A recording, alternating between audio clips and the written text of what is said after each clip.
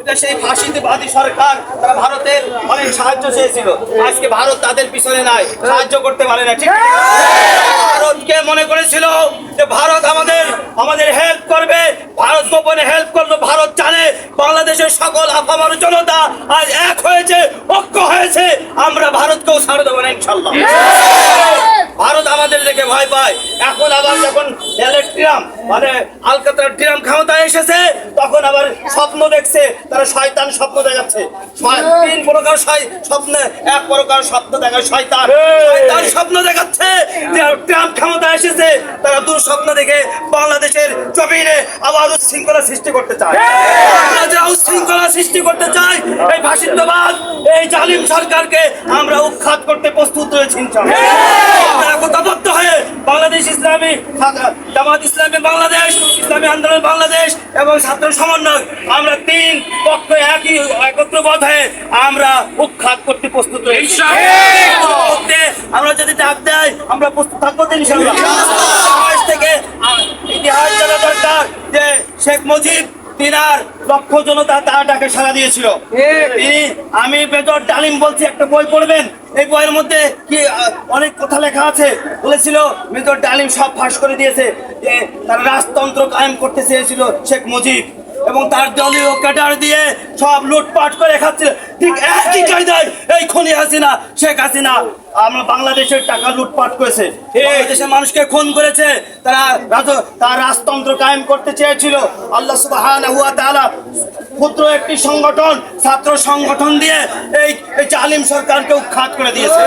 আমরা প্রস্তুত থাকবো এই জালিম সরকারের দোসররা সারা বাংলাদেশের লুটপাট, জেনা, খুন, ধর্ষণ, যত রকম অপকর্ম আছে, এই ফাসিস্টবাদ, এই আওয়ামী লীগ, কুত্তা লীগ এবং যারা আছে এই রায়েদের কাজকর্ম, কি বলেন ঠিক? এই কুত্তা লীগকে মুগুর দিয়ে সাইজ করা লাগবে ইনশাআল্লাহ। আরেকটি কথা শেষ পর্যায়ে, আমাদের ইউনিয়নে প্রিয় সাথী বন্ধুগণ, সংগ্রামী তৌহিদে জনতা, আপনারা জানেন খনি সরকার তারা লুটপাট দেশকে অরাজকতা সৃষ্টি করেছে। এই আওয়ামী লীগ সরকার, এই কুত্তা লীগ তারা খুন করেছে মানুষকে, হাজারো ছাত্রদের খুন করেছে। এই খুনি এখনো বাহিরে। আমার ভাই কবরে খুনিদের একটু কথা শেষ করি। আমরা বাংলাদেশ জামাত ইসলামের পক্ষ থেকে তাদেরকে সাধারণ ক্ষমা করা হয়েছিল, খুনিদেরকে ক্ষমা করা হয়েছিল ইসলামী আন্দোলনের পক্ষ থেকে। আর এই খুনিদেরকে ক্ষমা করার কারণে তারা দুঃস্বপ্ন দেখছে এবং গোপন ষড়যন্ত্রে লিপ্ত হয়েছে। আমি বলতে চাই এখন আমরা সময় এসেছে, আমরা একতাবদ্ধ হয়ে এই খুনিদের আর ছাড় দেওয়া যাবে না। বন্ধুগণ, আপনারা জানেন বিষাক্ত সাপকে যদি আদামারি করে থিও যায় আবার সরল দেবেন। এই কুত্তা লীগ এবং আওয়ামী লীগ এরা হলো সেই সাপের জাত, এরা আবার সবল দেবে। এরা পুরো দেশটাকে জ্বালিয়ে পুড়িয়ে ছারখার করেছে। আবার আমাদের ইউনিয়নে জ্বালিয়ে পুড়িয়ে পুরাও এরকম লুটতারা জ্বালা পুরাও করেছে। কি বলে গ্রুপ ছিল কয়টা? দুইটা গ্রুপকে এদেরকে এই ইউনিয়ন থেকে আমরা বিতাড়িত করব। কোন সময় সুযোগ হয় যদি তোমরা আবার এরকম বিশৃঙ্খলা সৃষ্টি করো, মনে রেখে দাও যে আমরা হয়তো বলতে পারো সাধারণ মানুষ এত দাপটে কথা বলতেছে, ছাত্র জীবন থেকে রাজনীতি করি আমরা এরকম থেকে উঠে আসি নাই, বস্তি থেকে এসে রাজনীতি করি না, আমরা ইসলামিক রাজনীতি করি। ইসলামিক দুই দল আমরা প্রস্তুত থাকবো ইনশাআল্লাহ ময়দানে দিন প্রতিষ্ঠার জন্য, ইনসাফ প্রতিষ্ঠার জন্য, এই সমাজকে খুনি করা সমাজকে আমরা পরিবর্তন করার জন্য এক এবং ন্যাক হয়ে কাজ করবেন। আর কোন সুযোগ